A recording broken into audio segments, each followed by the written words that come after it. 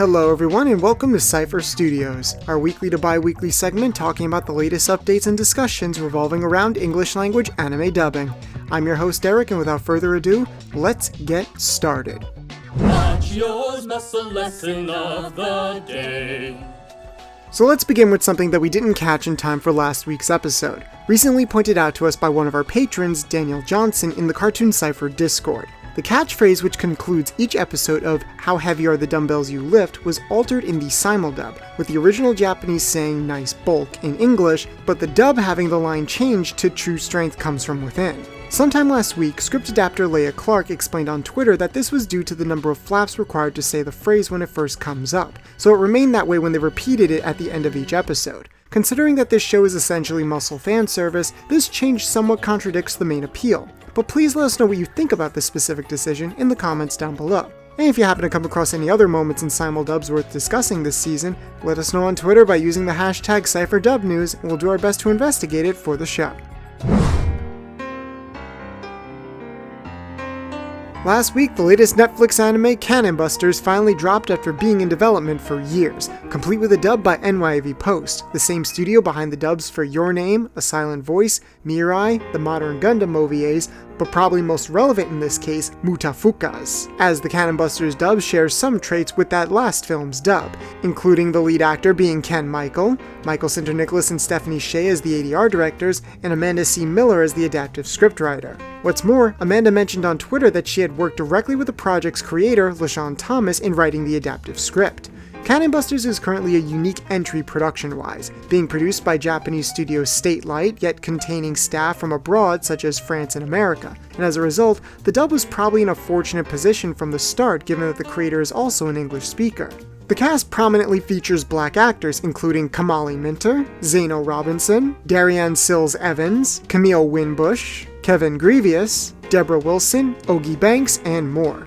Many of those names are certainly more synonymous with things outside the sphere of anime voiceover, and this is consistent with NYAV Post's track record of using talent from other sects of the entertainment industry, made possible by this being a union dub and having access to union talent. However, there are still some familiar voices we often hear in anime such as Christina V, Mela Lee, Billy Bob Thompson, and so on. This is a series with stylistic leanings very similar to anime like Trigun and Cowboy Bebop, and it seems no expense was spared on casting in an attempt to give the series a dub of similar high fidelity. Obviously, it's worth pointing out that some actors were recast from the pilot episode from several years ago, such as Elizabeth Maxwell being replaced by Stephanie Shea as Casey Turnbuckle. However, some of those replaced actors are still in this dub, just in different roles. Links to the full old and new cast can be found in the description if you want to compare. This series and its dub have both been a long time coming, and we could not recommend it enough, sincerely hoping it can set positive trends for both the anime and dubbing industry. But if you're looking for something a little more violent to watch on Netflix, then you might be happy to hear that Kengan Ashura Part 2 will be dropping this Halloween.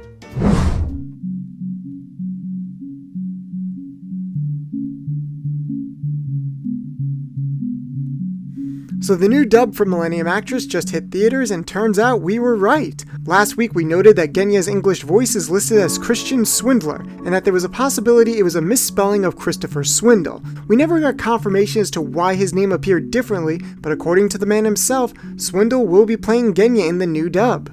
We didn't get a chance to see the film in theaters because of our god-awful schedule, but we'd love to hear what people thought about it in the comments down below. Then in terms of full announcements, the dub cast and staff for the dub of the Yuri romance OVA Kaze-san the Morning Glories was just revealed by Sentai Filmworks. This dub will be helmed by the combined efforts of ADR director David Wald and the scriptwriter Marissa Lenti.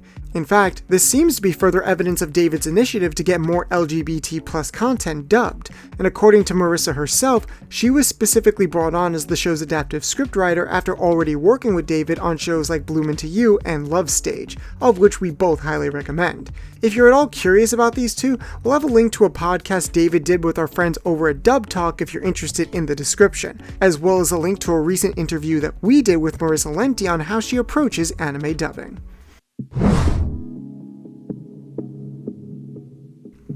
Many physical releases have been announced from both Funimation and Sentai Filmworks recently, which we'll provide a full list of in the description down below. However, before all that, be sure to look forward to One Piece episode of East Blue slated for September 24th, as it will include a documentary featuring Funimation cast and actors to celebrate its 20th anniversary. Out of Sentai's upcoming releases, so far the only one to be given the limited edition treatment will be Haikyuu Season 3, slated for release in December. Additionally, it's confirmed that Seasons 1 and 2 of My Teen Romantic Comedy Snafu will be released with a new dub on November 5th. Then in terms of ongoing series, for those who have been following the ones within, the simuldub will unfortunately be taking a week break and falling behind its same-day release with the subbed version. No explanation has been given, but we think it's a safe assumption that the tight workload and turnaround times were beginning to take a toll on scheduling, leading to the dub team needing to take a break, as is usually the case with these situations. And to quickly wrap up, it appears the simuldub of Dr. Stone will begin broadcasting on Toonami starting August 24th. Now, we do plan on addressing some of the controversial censorship issues that have stirred up recently on the Toonami block, but we got a separate video for that which we will upload soon, and it will be available in the card up top once it's done. That wraps up this week's episode, and don't forget to check the description in order to follow up on anything that we discussed. If there's something else you'd like us to cover, feel free to use the hashtag CypherDubNews on Twitter, and we'll do our best to fact check the information. If you have any thoughts on the stuff we talked about, please leave a comment down below. Like the video in order to help out the channel, subscribe for more content like this, or become a patron for certain benefits. Special thanks to Marissa Lenti for fact-checking some of this information, and for being a patron of the channel alongside some of our other supporters, including Regan Carriere, Ryan Rodriguez, Seth Phillips, JR Pictures, and Unknown Secret 1000. This has been Cypher Studios, and until next time.